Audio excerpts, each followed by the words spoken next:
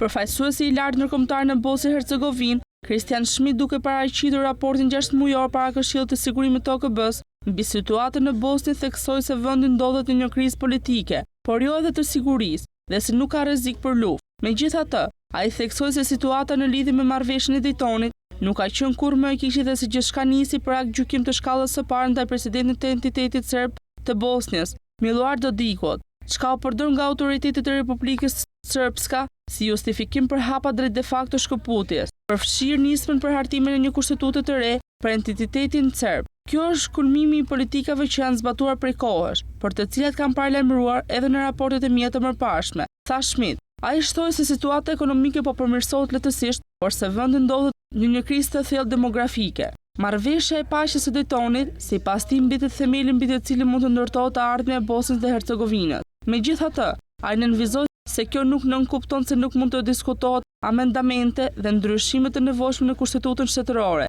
e cila është pjesë të marrëveshjes së Daytonit. Schmidt shtoi se para 30 vitesh, kur përfundoi lufta në Bosnjë, askush nuk e kishte menduar se bashkësia ndërkombëtare do të ishte ende kaq e nevojshme edhe sot. Duke përmbyllur fjalimin, ai u bëri thirrje liderëve të vendit të vazhdojnë rrugën drejt integrimeve evropiane, ndërsa bashkësia ndërkombëtare e ftoi të vazhdojnë mbështetjen për vendin dhe qytetarët e Bosnjë-Hercegovinës në mënyrë që ata të mos harrohen. Nga ana tjetër, kryesuesja e presidencës së Bosnjë-Hercegovinës, Željka Čanović, deklaroi se Republika Srpska nuk po e minon marrëveshjen e Daytonit, por po e mbështet atë.